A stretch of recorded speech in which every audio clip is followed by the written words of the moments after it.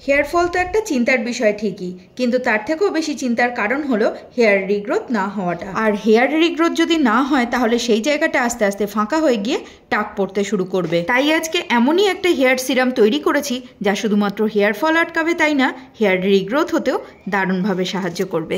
এই হেয়ার সিরামটা তৈরি করার জন্য সর্বপ্রধান যে উপকরণটা ব্যবহার করেছি সেটা হলো লবঙ্গ। লবঙ্গ একটি জনপ্রিয় মশলা আমাদের রান্নাঘরের, যা শুধুমাত্র রান্নার স্বাদই বাড়ায় না, চুলের স্বাস্থ্য ভালো রাখার জন্য ব্যবহার করা হয় এই মশলাকে। হেয়ার টোনারটা বানাতে 10 থেকে 12টা লবঙ্গ আমি ব্যবহার করছি। দ্বিতীয় উপকরণ নিয়েছি তেজপাতা। এটি শুধুমাত্র রান্নার স্বাদ এবং সুগন্ধ বাড়াতেই না, তেজপাতা চুল পড়া কমাতে, চুলের বৃদ্ধি বাড়াতে, খুশকি দূর করতে এবং চুলের স্বাস্থ্য উন্নত করতেও ব্যবহার করা হয়। আমি 4টে তেজপাতা নিয়েছি। এখন যে গ্লাসের মধ্যে উপকরণ দুটো নিয়েছি সেটা ভর্তি করে জল দিয়ে দিলাম। হেয়ার টোনারটা বানানোর জন্য পরবর্তী উপকরণ হচ্ছে রোজমেরির শুকনো পাতা, যা হেয়ার ফল আটকাতে ম্যাজিকের মতো কাজ করে। এটা শুধুমাত্র হেয়ার ফল আটকায় না, চুলের বৃদ্ধি, মাথার ত্বকের স্বাস্থ্য, চুলের ঘনত্ব, এছাড়াও প্রাকৃতিক কন্ডিশনারও। 1 চামচই ব্যবহার করেছি। পরবর্তী উপকরণ হচ্ছে শুকনো কারি পাতা। পরিমাণটা হচ্ছে 1 চামচই। কারি পাতা নিয়ে আলাদা করে আর কিছু বলার নেই।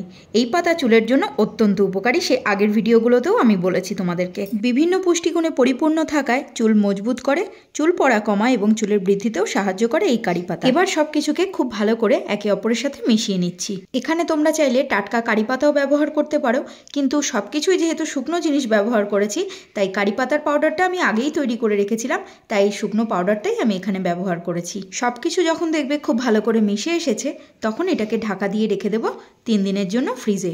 বাইরে রাখলে কিন্তু নষ্ট হয়ে যেতে পারে, তাই অবশ্যই ফ্রিজেই রাখতে হবে। এই 3 দিনের মধ্যে কিন্তু ঢাকা খুলে চেক করার কোনো প্রয়োজন নেই, কারণ সব উপকরণগুলো মিলেমিশে একটা পাওয়ারফুল টোনার তৈরি হচ্ছে, তাই নাড়াচাড়া না করাটাই ভালো। এটা 3 দিন পরের ভিডিও।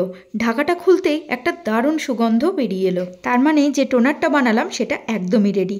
আর জলের রংটাও পুরোপুরি বদল হয়ে গেছে। এরপর আর কি, ছেঁকে নিয়ে একটা স্প্রে বোতলে ভরে নিলেই তৈরি হয়ে গেল homemade hair toner, hair serum বা হেয়ার টনিক, যাই বলো না কেন। কোনো রকম কোনো ফোটানোর ঝামেলা নেই, ঠান্ডা করার ব্যাপার নেই, আর খুব সহজে তৈরি হয়ে যাওয়া এই টোনার ব্যবহার করতে হবে সপ্তাহে 2 দিন।